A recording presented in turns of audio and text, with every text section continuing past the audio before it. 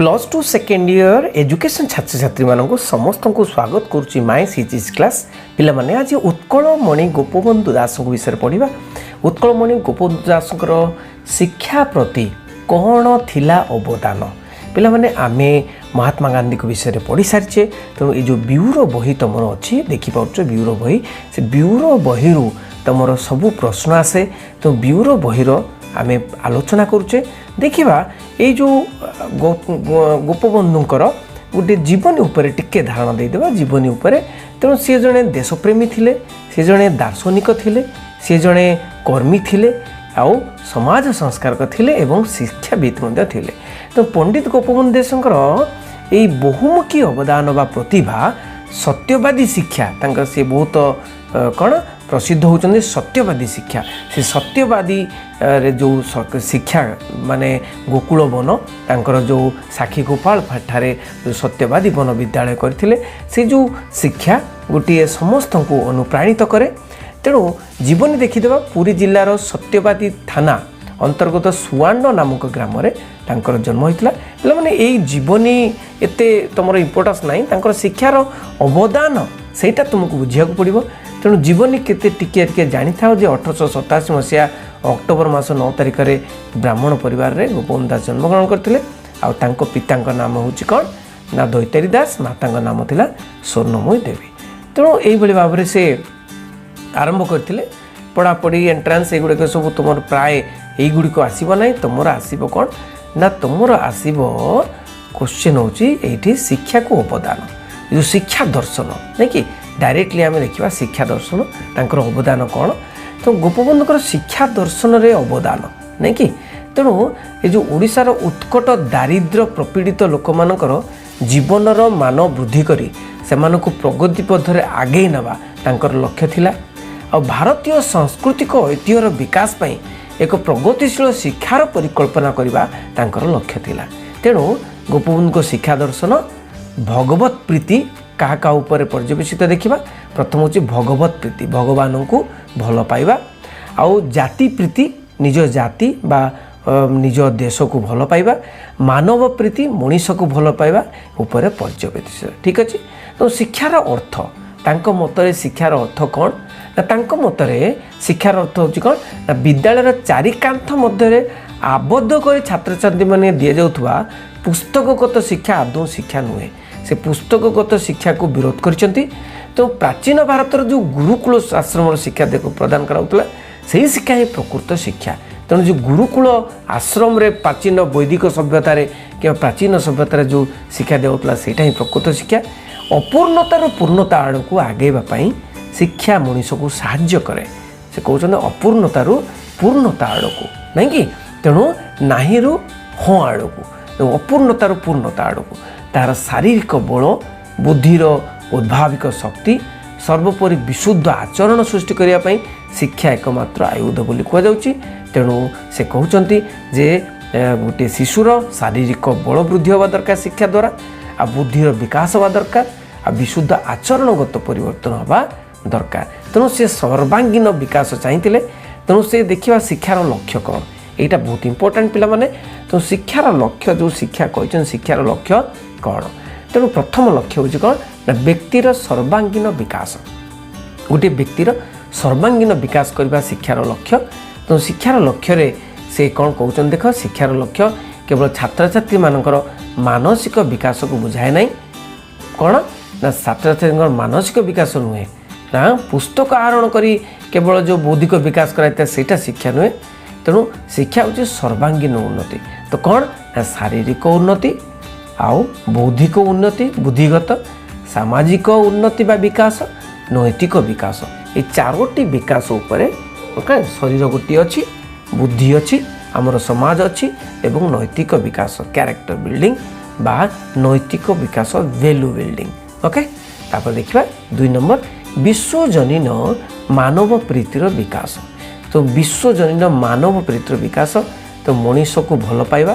तो गोपबंधु दास शांति और अहिंसार अग्रदूत थिले, तो मानविकतार प्रचारक थिले। तेणु गोपबंधु दास मतरे शिक्षा कौन करवा दरकार ना छात्र छात्री मानविकतार बीज रोपण करवा उचित नहीं कि मानविकतार मानव को भल पाइबा ମାନବକୁ ଗୁରୁତ୍ୱ ଦେବା ସେଇଟା ହେବା ଦରକାର। ତେଣୁ ନିଜକୁ ଚିହ୍ନିବା ପ୍ରକୃତ ଶିକ୍ଷା ହେଉଛି। ଦେଖିବା 3 ନମ୍ବରରେ ସମାଜ ସେବା ମନୋଭାବର ସଞ୍ଚାର। ତେଣୁ ଗୋପବନ୍ଧୁ ଦାସଙ୍କର ଶିକ୍ଷାର ଲକ୍ଷ୍ୟ ଥିଲା ସମାଜ ସେବା ମନୋଭାବର ସଞ୍ଚାର। ସେ ଜଣେ ସମାଜସେବୀ ଥିଲେ। ତ ମଣିଷର ସେବା ହେଉଛି ଈଶ୍ୱରଙ୍କ ସେବା। ସ୍ୱାମୀ ବିବେକାନନ୍ଦ ମଧ୍ୟ କହିଥିଲେ ମଣିଷର ସେବା ହେଉଛି ଈଶ୍ୱରଙ୍କ ସେବା।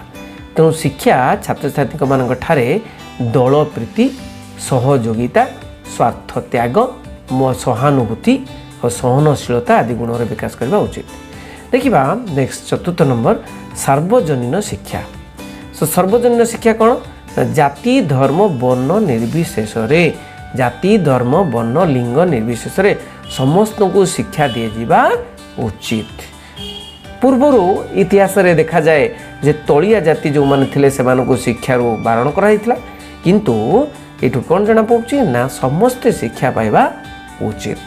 ତେଣୁ ତାଙ୍କ ମତରେ ଯେ ଶିକ୍ଷା ସାର୍ବଜନୀନ ଆଉ ଅବୈତନିକ ହେବା ଉଚିତ। ଯେମିତି ଗାନ୍ଧୀ କହିଥିଲେ ଅବୈତନିକ ହେବା ଉଚିତ, କୌଣସି ଶିକ୍ଷା ଫ୍ରି ହେବା ଫ୍ରି ମୁକ୍ତ ହେବା ଦରକାର। ଓକେ, ତେଣୁ ଧନୀମାନଙ୍କର ଏକଚାଟିଆ ଅଧିକାର ହେବା ଉଚିତ ନୁହେଁ। ତେଣୁ ସମାଜର ପ୍ରତ୍ୟେକ ସ୍ତରର ଲୋକମାନଙ୍କ ମଧ୍ୟରେ ଶିକ୍ଷା ମାଧ୍ୟମରେ ସାମାନ୍ୟ ପ୍ରତିଷ୍ଠା କରିବା ଉଚିତ ବା ସାମ୍ୟ ପ୍ରତିଷ୍ଠା କରିବା ଉଚିତ। ସମସ୍ତେ ସମାନ। ଚରିତ୍ର ଗଠନ ବହୁତ ଇମ୍ପୋର୍ଟାଣ୍ଟ ପିଲାମାନେ। ଚରିତ୍ର ଗଠନ କଥାରେ ଅଛି ଥିଲେ ତାଉ ପଛେ ଗୁଣ ହଜାର, ଚରିତ୍ର ନଥିଲେ ସବୁ ଅସାର। ତେଣୁ ଚରିତ୍ର ଗଠନ କରିବା, ତେଣୁ ଚରିତ୍ର ଗଠନରେ ସମାଜରେ ଗୋଟିଏ ସୁନାଗରିକ କରିବା ସେଇଟା ଶିକ୍ଷାର ଲକ୍ଷ୍ୟ ଥିଲା। ତେଣୁ ଭଲ ଗୁଣ ଯଥା ସତ୍ୟବାଦିତା ମାନେ ସତ୍ୟ କହିବା, ସାହାଯ୍ୟ ମନୋଭାବ ରଖିବା, ସମୟାନୁବର୍ତ୍ତିତା ସମୟକୁ ରଖିବା, ସାଧୁତା ଇତ୍ୟାଦି ଆଚରଣ, ଏସବୁ ଗୁଣ ସବୁ ଯେମିତିକି ଶିକ୍ଷାର ଲକ୍ଷ୍ୟ ହେବା ଉଚିତ। ତେଣୁ ଦେଖିବା ନେକ୍ସଟ ଜାତୀୟତାବାଦ ଭାବର ବିକାଶ। ଜାତିକୁ ଭଲ ପାଇବା, ନିଜ ଦେଶକୁ, ଜାତି ମାନେ ଏଠି ଦେଶକୁ ଭଲ ପାଇବା। ଜନନୀ ଜନ୍ମଭୂମିଶ୍ଚ ସ୍ୱର୍ଗାଦପି କରି ଆସି। ତ ଜନ୍ମଭୂମି ହେଉଛି ଆମର ଆମର ମାତୃଭୂମି, ଯେଉଁକି ସର୍ବଠାରୁ ସ୍ୱର୍ଗଠାରୁ ମଧ୍ୟ ବଡ଼। ଆଉ ମାତୃଭୂମିକୁ ଭଲ ପାଉଥିବା ବ୍ୟକ୍ତିଟି କଦାପି ଶିକ୍ଷିତ ବ୍ୟକ୍ତି ଭାବରେ ବିବେଚନା କରାଯାଇପାରିବ ନାହିଁ। ତେଣୁ ଯେଉଁମାନେ ଯଦି ଦେଶକୁ ଭଲ ପାଉନି, ଯେ ମାତୃଭୂମିକୁ ଭଲ ପାଉନଥିବା ବ୍ୟକ୍ତିଟିକୁ କେବେ ବି ଭଲ ମଣିଷରେ ବ୍ୟକ୍ତ କରାଯାଇ ନପାରେ। ତେଣୁ ଜାତୀୟ ଚରିତ୍ରର ଉନ୍ନତି, ଜାତୀୟ ଆତ୍ମାର ଅଭ୍ୟୁତ୍ଥାନ, ଜାତୀୟ ଜୀବନର ସର୍ବାଙ୍ଗୀନ ବିକାଶ ଗୋପବନ୍ଧୁଙ୍କର ପ୍ରବର୍ତ୍ତିତ ଶିକ୍ଷାର ମୂଳ ଲକ୍ଷ୍ୟ। ଦେଖିବା ଅନ୍ଧବିଶ୍ୱାସ ଓ ଅସ୍ପୃଶ୍ୟତାର ନିରାକରଣ। ସେ କହୁଛନ୍ତି ଅନ୍ଧବିଶ୍ୱାସ ଏବଂ ଅସ୍ପୃଶ୍ୟତାର ନିରାକରଣ। ତେଣୁ ଅନ୍ଧବିଶ୍ୱାସକୁ ଏ ସମାଜରୁ ବିଲୋପ କରିବାର ଅଛି। ଅସ୍ପୃଶ୍ୟତା ଛୁଆଁଛୁତି ଭେଦଭାବ ଏହା ମଧ୍ୟ ବିଲୋପ ହେବାର ଅଛି। ଏଇଟା ଶିକ୍ଷା ଦ୍ୱାରା ହିଁ ହେବ। ତେଣୁ ଶିକ୍ଷାଦାନ ଦ୍ୱାରା ହିଁ ଲୋକମାନଙ୍କ ମନରୁ ଅନ୍ଧବିଶ୍ୱାସ ଦୂରୀକରଣ ହୋଇପାରିବ ଏବଂ ଅସ୍ପୃଶ୍ୟତା ମଧ୍ୟ ନିରାକରଣ ହୋଇପାରିବ ବୋଲି କହୁଛନ୍ତି। ତେଣୁ ଆମ ସମାଜର କୁସଂସ୍କାର ଗୁଡ଼ାକୁ ବାଦ ଦେଇଯାଇପାରିବ। ଅର୍ଥନୈତିକ ଆତ୍ମପ୍ରତ୍ୟୟ ସୃଷ୍ଟି। ତ ଅର୍ଥନୈତିକ ଆତ୍ମପ୍ରତ୍ୟୟ ମାନେ କ'ଣ? ନିଜ ଗୋଡ଼ରେ ନିଜେ ଛିଡ଼ା ହୋଇପାରିବା। ତେଣୁ ନିଜ ଗୋଡ଼ରେ ନିଜେ ସେଠି ଠିଆ ହୋଇପାରିଲେ, ସମର୍ଥ ହେଲେ, ତାହେଲେ ପ୍ରକୃତ ଶିକ୍ଷା କୁହାଯିବ ବୋଲି କହୁଛନ୍ତି। ତେଣୁ ଇଂରାଜୀ ଶିକ୍ଷା ପାଇଥିବା ବ୍ୟକ୍ତିମାନେ ପରାଙ୍ଗ ପୁଷ୍ଟ ହୋଇ ସମାଜକୁ ଶୋଷଣ କରୁଥିଲେ। ଏବଂ ଗୋପବନ୍ଧୁଙ୍କ ମତରେ ଶିକ୍ଷା ଶ୍ରମଭିତ୍ତିକ ହେବା ଉଚିତ ଆଉ ଭାରତର ପ୍ରାଚୀନ ଗୁରୁକୁଳ ଶିକ୍ଷା ବ୍ୟବସ୍ଥା ଭଳିଆ ହେବାର ଅଛି, ଯାହାଫଳରେ କି ଶିକ୍ଷାର୍ଥୀଙ୍କୁ ସ୍ୱାବଲମ୍ବୀ ହେବାରେ ସାହାଯ୍ୟ କରିପାରିବ। 9 ନମ୍ବର ସ୍ୱାଧୀନ ଚିନ୍ତାର ଉଦ୍ରେକ। ତେଣୁ ସ୍ୱାଧୀନ ଚିନ୍ତାଧାରା ଉଦ୍ରେକ ହେବ, ସେହି ଶିକ୍ଷା ହେବା ଦରକାର। ପରାଧୀନ ଭାରତରେ ଶିକ୍ଷାର ମୁଖ୍ୟ ଉଦ୍ଦେଶ୍ୟ ସ୍ୱାଧୀନତା ଲାଭ ହେବା ଉଚିତ, ନାଇଁ କି? ତେଣୁ ସ୍ୱାଧୀନ ମଣିଷ ହିଁ ପ୍ରକୃତ ମଣିଷ। ତେଣୁ ଆମେ ସ୍ୱାଧୀନ ହେବା। ସରକାରୀ ଚାକିରି ପାଇବାର ଶିକ୍ଷାର ଲକ୍ଷ୍ୟ ହେବା ଉଚିତ ନୁହେଁ। ଏକ ନିର୍ଭୀକ ସମ୍ପୂର୍ଣ୍ଣ ବିକଶିତ ମଣିଷ ସୃଷ୍ଟି କରିବା ଶିକ୍ଷାର ମୂଳ ଲକ୍ଷ୍ୟ। ଆଉ ଗୋଟେ ହେଉଛି ବହୁତ ଇମ୍ପୋର୍ଟାଣ୍ଟ ଜିନିଷ ହେଉଛି ଆଧ୍ୟାତ୍ମିକର ବିକାଶ। ଆଧ୍ୟାତ୍ମିକ ବିକାଶ ମାନେ ଭଗବାନଙ୍କ ପ୍ରତି ଭଲ ପାଇବା। ଆଧ୍ୟାତ୍ମିକ ବିକାଶରେ ତେଣୁ ଶିକ୍ଷା ମଣିଷକୁ ପଶୁତୁଲ୍ୟ ନ କରି ଧର୍ମ ଓ ସାଧନା ପରାୟଣ କରିବା ଉଚିତ। ତେଣୁ ଶିକ୍ଷାର୍ଥୀ ମନରେ ଆଧ୍ୟାତ୍ମିକ ଚେତନା ସୃଷ୍ଟି ହେବାର ଅଛି। ତେଣୁ ଆତ୍ମସମୀକ୍ଷା, ନିଜକୁ ଆତ୍ମସମୀକ୍ଷା କରିବ, ନିଜ ଆତ୍ମାକୁ ଚିହ୍ନିବ ଏବଂ ଆତ୍ମାକୁ ସମୀକ୍ଷା କରିବ, ନିଜକୁ ସମୀକ୍ଷା କରିବ, ଆତ୍ମନିରୀକ୍ଷଣ କରିବ। ତେଣୁ ଗୋପବନ୍ଧୁଙ୍କ ଭାଷାରେ ଆତ୍ମନିରୀକ୍ଷଣ ମାଧ୍ୟମରେ ଆତ୍ମ ଉପଲବ୍ଧି ହିଁ ଈଶ୍ୱର ପ୍ରାପ୍ତି। ତେଣୁ ଆତ୍ମ ଉପଲବ୍ଧି କରିବ, ଆତ୍ମାକୁ ଦେଖିବ, ଅନ୍ତର ଆଡ଼କୁ ଯାତ୍ରା କରିବ ଏବଂ ମନଟାକୁ ଟିକିଏ ନିଜ ଆଡ଼କୁ ଆଖି ବନ୍ଦ କରିକି ବସିଯିବ। ତେଣୁ ଈଶ୍ୱର ପ୍ରାପ୍ତି, ଆତ୍ମ ଉପଲବ୍ଧି। ସୁତରାଂ ପଶୁ ସ୍ତରରୁ ଉନ୍ନତ କରି ଦିବ୍ୟ ଭଗବତ ପ୍ରେମରେ बा भगवान प्रेम चेतना अधिष्ठित करी भगवान सान्निध्य लाभ करवा हूँ शिक्षार परम लक्ष्य। तो शिक्षार परम लक्ष्य हूँ भगवत प्रेम बुड़ी रहा चेतना भगवत चेतना अधिष्ठित हवा सान्निध्य लाभ करवा हूँ शिक्षार परम चरम लक्ष्य बोली कहते नहीं कि ये 10टी शिक्षार लक्ष्य जोटा कि गोपबंधु दास बा उत्कलमणि गोपबंधु आलोचना करछंती सेटा तुम पे बहुत इंपोर्टेंट पिला माने तेणु एइबोली भाव में पढ़िबो मो संगे पढ़िबो। तेणु नेक्स्ट आम देखा जे पाठ्यक्रम कौन थिला केमिति माने सत्यवादी वन विद्यालय केमिति पाठ पढ़ाऊला केमिति पाठ्यक्रम थिला एटा आम देखा शिक्षादान पद्धति कौन थिला एगुलो सब देखा। ठीक अच्छे समस्त को शेयर करियो पिला माने जो माने नुआ कर देखुछंती सब्सक्राइब करना चैनल टी को सब्सक्राइब कर देबे बेल आइकन जाई ऑल कर देबे नहीं कि बहुत बहुत धन्यवाद। Thank you very much. Vande Utkal Janani.